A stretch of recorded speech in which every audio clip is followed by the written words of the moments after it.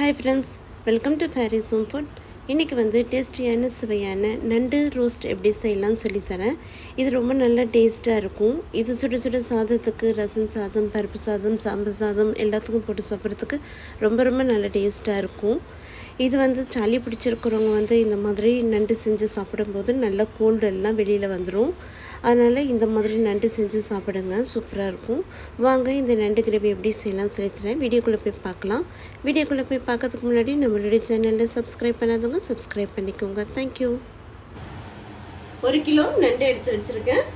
இப்போது ஒரு மிக்ஸி ஜாரில் 10 பூண்டு போட்டுக்கோங்க. 2 துண்டு இஞ்சி, 3 சின்ன வெங்காயம், 1 டீஸ்பூன் மிளகு, 1/2 டீஸ்பூன் சோம்பு.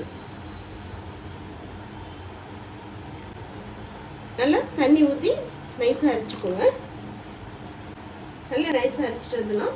அடுத்து ஒரு 3 பெரிய வெங்காயம் நல்லா நைஸாக நீல வாக்கில் நறுக்கிக்கோங்க. 2 தக்காளி, 3 பச்சை மிளகாய், சின்ன வெங்காயம் ஒரு 10 சின்ன வெங்காயம், இதையும் கட் பண்ணிக்கலாம். இப்போ இதை அரைச்சிட்டு வந்துடலாம். பாருங்கள், இந்த மாதிரி நல்லா அரைச்சிக்கோங்க. வெங்காயம், தக்காளி, பச்சை மிளகாய், சின்ன வெங்காயம் எல்லாத்தையும் நல்லா கட் பண்ணிக்கோங்க. பேன் வச்சுக்கோங்க. ஆயில் போட்டுக்கோங்க. ஆயில் சூடானதும் 1/2 டீஸ்பூன் சோம்பு போட்டுக்கோங்க. சோம்பு பொரிஞ்சதும் எடுத்து வச்சிருக்கிற 3 பச்சை மிளகாய் போட்டுக்கலாம். கொஞ்சம் கருவேப்பிலை போட்டுக்கலாம். எடுத்து வச்சிருக்கிற 3 வெங்காயம் போட்டுக்கலாம். நல்ல நீல வாக்கில் வெங்காயம் கட் பண்ணிக்கோங்க.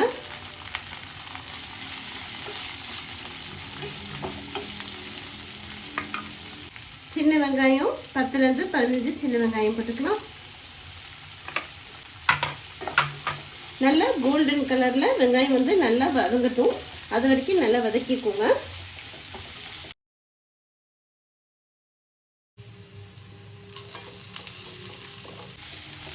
நல்லா வெங்காயம் பொன்னிறமாக ஆற வரைக்கும் நல்லா வதக்கிக்கோங்க.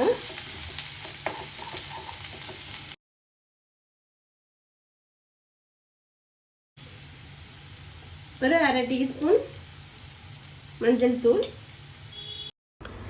தூள் போட்டு நல்லா வதக்கிட்டு நம்ம அரைச்சி வச்சுருக்கிற இஞ்சி, பூண்டு, மிளகு, சோம்பு, சின்ன வெங்காயம் அரைச்ச விழுதை இதில் போட்டுக்கலாம். போட்டுட்டு நல்லா பச்சை வாசனை போகிற வரைக்கும் நல்லா வதக்கிக்கோங்க. 2 தக்காளி கட் பண்ணி வச்சுருக்கோம், அதை போட்டுக்கலாம்.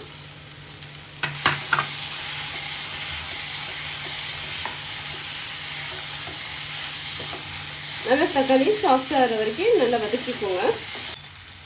1/2 டீஸ்பூன் வெறும் மிளகாய் தூள், 1 டீஸ்பூன் மல்லித்தூள், 1/2 டீஸ்பூன் காஷ்மீரி மிளகாய் தூள்.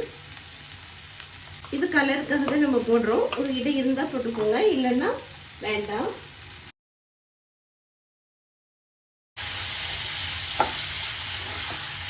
பச்சை மிளகாய், மிளகு, மிளகாத்தூள் எல்லாம் போட்டிருக்கோம். அதனால் காரம் நான் எங்கெல்லாம் காரம் போடுறேனோ அங்கெல்லாம் நீங்கள் உங்களுக்கு ஏற்ற மாதிரி காரம் நீங்கள் போட்டுக்கோங்க.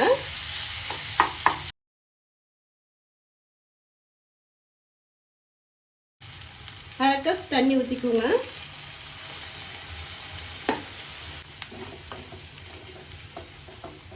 தேவையான அளவுக்கு உப்பு போட்டுக்கலாம்.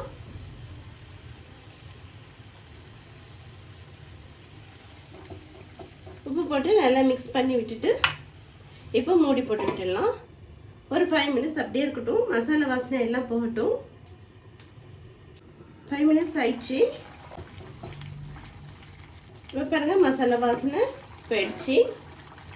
எடுத்து வச்சுருக்கிற நண்டை போட்டுக்கலாம்.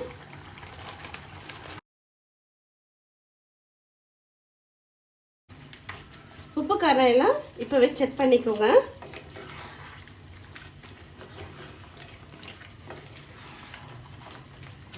நண்டு ரொம்ப நேரம் வேகணும்னு தேவையில்லை. இது ஒரு 10 மினிட்ஸ்க்குள்ளே இந்த நண்டு வெந்துடும்.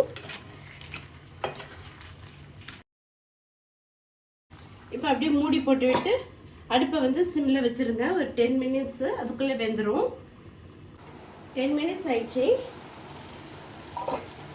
நீங்கள் இடையில கிண்டி விட்டுக்கோங்க, இல்லைன்னா அடி பிடிச்சிரும்.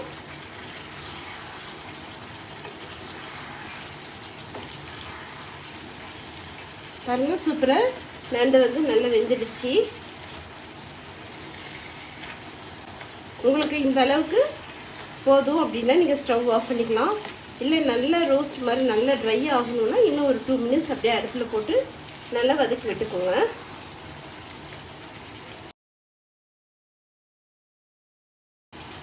இப்போ இறக்கும்போது ஃப்ரெஷ்ஷாக கொஞ்சம் கருவேப்பிலை போட்டுக்கோங்க.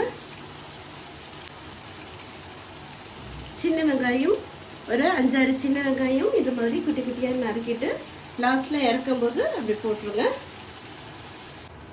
லாஸ்ட்டாக ஒரு 1/4 டீஸ்பூன் பெப்பர், மிளகு வந்து 1/4 டீஸ்பூன் லாஸ்ட்டில் மேலே தூவிக்கலாம். அவ்வளோதான். இப்போ வந்து ஸ்டவ் ஆஃப் பண்ணிடலாம். ஸ்டவ் ஆஃப் பண்ணிவிட்டு இப்போ வாங்க இது ஒரு பிளேட்டுக்கு மாற்றிக்கலாம். சூப்பரான டேஸ்டியான நண்டு ரெடி ஆகிடுச்சு.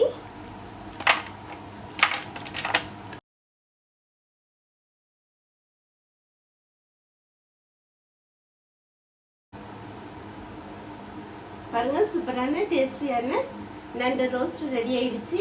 நீங்களும் இதே மாதிரி செஞ்சு பாருங்கள். இது வந்து கோல்டுக்கு வந்து ரொம்பவுமே நல்லது.